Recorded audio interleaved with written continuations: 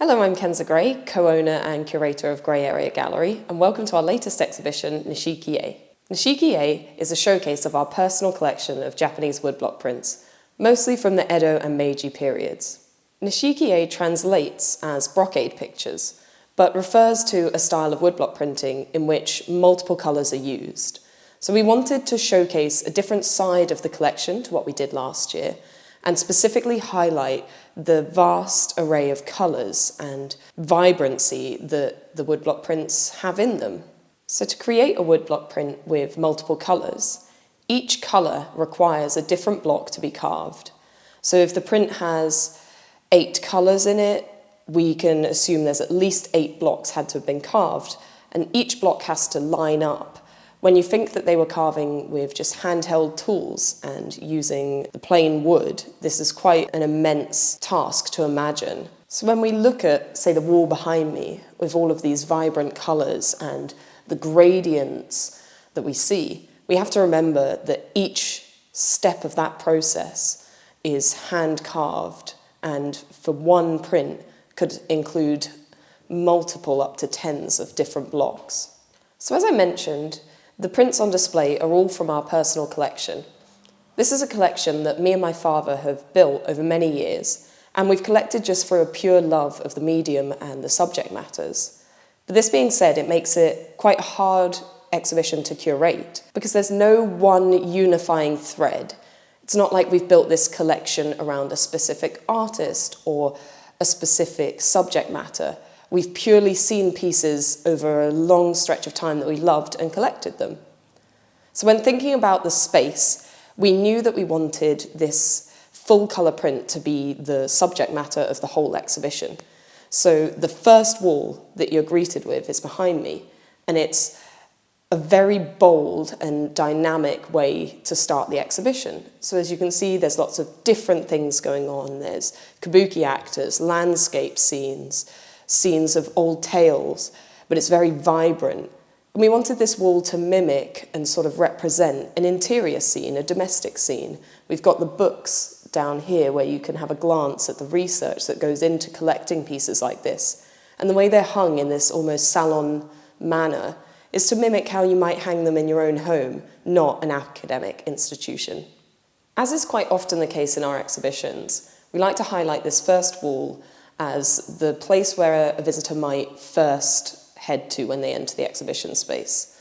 So we've included the poster image here by Utagawa Hiroshige, and we've then contrasted it with this landscape scene by Utagawa Kuniyoshi to showcase 2 quite different scenes that we anticipated being crowd favourites. One image which in particular has caught a lot of attention during this exhibition is this snow scene by Utagawa Kuniyoshi. It's a really captivating scene, and I think that because it's quite rare that we see landscape scenes by Kuniyoshi, he was most known for his figurative scenes. He brings a different outlook than, say, Hiroshige, who's quite well known for his soft and beautiful scenes.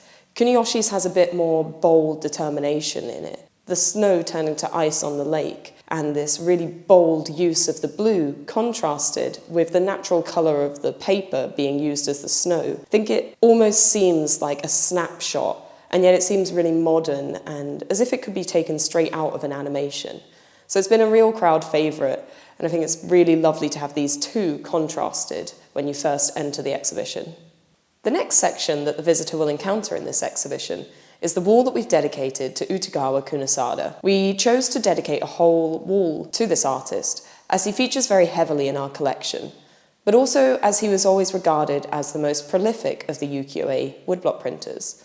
With an estimated 20,000 designs during his lifetime, he prolifically created mostly kabuki actor scenes. Kunisada's father was an amateur poet, and he had ties to the theatre circles.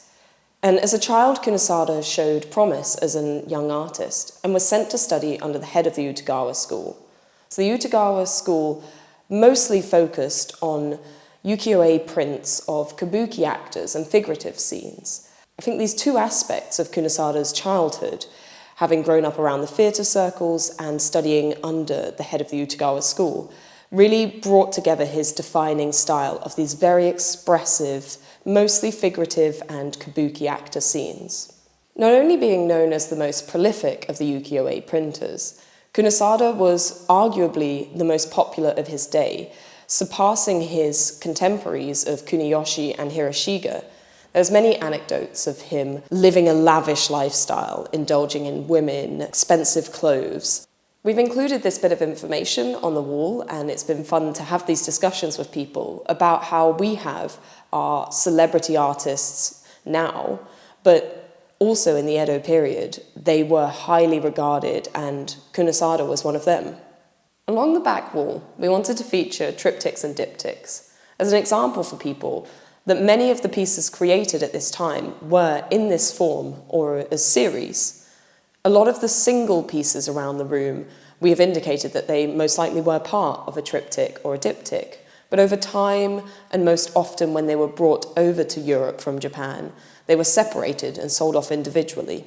So it's really lovely to have a few examples for people of complete triptychs, two of which at the top here are by Kunisada, and I think they're really beautiful examples of his theatre scenes, because we get the whole play, or the scene of the play, being acted out by the figures. So in this scene, as an example, we have the three panels, or the three prints, as in woodblock printing, to create these triptychs, they were always three separate prints of Oban size, standard size printed. Creating the scene, you would bring the three pieces together. So in the center here, we have the actor with the bull, which is a beautiful scene on its own. But bringing the two other aspects of this play together, we get the full scene of what they would have been watching at the Kabuki theatre. Personally, we love a triptych, not only because it has been preserved as they would have been created and not split up, but also because it's a beautiful size and shape to bring into a domestic space, so above a sofa or in a dining room. They're really practical pieces and really bring this elongated sense to a space. As the visitor follows the exhibition round, we dedicated this back right wall to explaining and showcasing some scenes from the entertainment districts. So the entertainment districts featured heavily in all of the cities around Japan during the Edo and Meiji periods. We wanted to have a wall with multiple different scenes showing what would have been in the entertainment districts. So from courtesan scenes to restaurant scenes to theatre, puppets, dancers. All of these elements would have been part of the everyday life of the newly wealthy merchant classes who indulged in these entertainment districts and enjoyed collecting prints that showcased these everyday indulgences. One of the popular scenes in this exhibition is the restaurant scene by Nishiki-e above me here. I think what's really resonated with this piece versus, say, the courtesan scenes, which are highly stylized, is it feels a lot more like a snippet of everyday life. We could be walking down this street in the Edo entertainment district and seeing this scene for ourselves. Now, of course, they are stylized. The women are very beautiful. The streets are very clean. We can assume that this is highly stylized, but it still gives us this snippet of everyday life of this period. Also, part of what makes these prints a snippet into everyday life is the fact that the actors and the courtesans were actually named in the prints. So we featured as many as we can on the labels, and they were iconic sort of celebrities of their day. They were depicting kabuki actors in specific roles, in specific scenes. So people collecting these prints at the time, I liken it to almost collecting pictures of your favourite actors now. It is this snippet into their life and the people that they idealised, the fashion of the time, the plays that they were enjoying. We can see it all played out in the woodblock prints. So I think it's been a really popular section of the exhibition for people understanding that these were everyday images. They were people's lives, and people collected them because they enjoyed doing these activities, and just like we do now, collect things that remind us of the pleasures of life. In the center of the room, we featured pages from Katsushika Hokusai's manga. Now, Hokusai is probably the most famous of the ukiyo-e printers, with his Great Wave being an iconic scene that most people are familiar with. So we wanted to feature some of his works in this exhibition, and although they're quite different to everything else in the room, in size, in style, and in the way they're printed, we think it's a really lovely series that people have been able to engage with. So manga in the Edo period was not, as we would consider it now, a comic book with a story, but instead was a series collected into a book of almost random sketches. So they could have been preliminary sketches leading towards a larger work, or as Hokusai's manga started out as, a series of sketches meant for people to copy an almost artist manual. They depict a range of scenes, from people to animals to myths and stories or everyday life. They're super fun and really give us an engaging snapshot of this time period. Many of the popular ones feature animals in a stylized way, like the wolf behind me scratching in front of a full moon, or people depicted in humorous manner, so an elderly man crouched over carrying a bucket up a mountain. They've been insanely popular, and it's been really great to have people flicking through and picking out pieces that resonate with them. Now, in this display, I was worried that people would think we'd taken Hokusai's mangas, of which there were 15 volumes, and split the pages up to sell them. This is not the case. In our collection, we've never had a complete manga, so they arrived in the state that we see them, if not in a worse state, actually, and we've never been able to collect the full book, and even if we tried, we would never be able to find the exact pages needed. So it seemed more fitting to sell them off as they are. So some of them in the browser are the doubles. So as people would have flicked through Hokusai's manga, which would have been read in the opposite way to how we read books in the West, they would have seen every page was a double image, creating a scene flowing over 2 pages. Some of which we have are only singles, but the ones in which, where we have the doubles, we've kept them together and they are sold as such, as that's the story and how they were meant to be seen. On this last wall, we have 4 works by Utagawa Hiroshige. He's special to us as our collection began with a set of 8 prints that we collected by Hiroshige. This whole exhibition and Ukiyo from last year and our whole collection wouldn't be a thing if we hadn't stumbled across those prints and utterly fell in love. So it's always lovely to showcase some of his pieces, and specifically these 4 prints show exactly what we fell in love with Hiroshige for.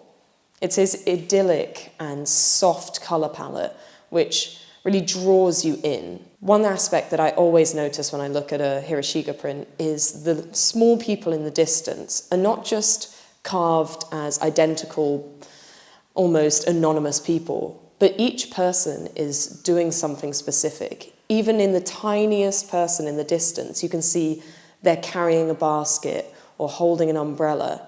He's taken the time to depict each person as if you are actually up on this hill watching everyday life pass you by. I think, again, as a way of a snapshot of Japanese culture of this period, of course it is, again, stylized and idealized, but it gives us a real sense of the landscape. So Utagawa Hiroshige was, just like Kunisada, very popular during his time. He created over 5,000 unique designs, and he gained popularity mostly for his series of beautiful landscapes, of which it is sort of considered that he didn't visit every space that he depicted. He would have taken scenes from his imagination or from other woodblock prints he'd seen of places that he would not have actually visited, as it would have been impossible for him to have visited everywhere that he depicted. So we get this idealized and sort of imagined landscapes. So not only was he popular during his time, but he reached huge fame after his lifetime. So Hiroshige is credited as one of the biggest influences from this period on the post-impressionists and impressionist artists. So people like Van Gogh collected his prints in mass, and they took huge influence from this art form that was now new to them, that they could see the way that colour was being used, or this difference in perspective that the woodblock prints were creating that Western art was not at the time. So Van Gogh, he had, as I say, a huge collection of them, but we've highlighted in the exhibition, in some of the books, that he even copied, so physically recreated and painted many of Hiroshige's prints. And we can see Van Gogh's iconic brushstrokes in the way that Hiroshige had done rain. It translated so beautifully to Van Gogh's style, for example. So I think it's really lovely to highlight that not only did these artists have huge fame in their own time, but they are considered as hugely influential within art history. We are now closing the doors on Nishiki-e. I hope that this video has given you an insight into the exhibition if you're unable to make it, and we thank everyone who has visited. It's been a hugely popular exhibition, and it's been a pleasure to share our collection with everybody.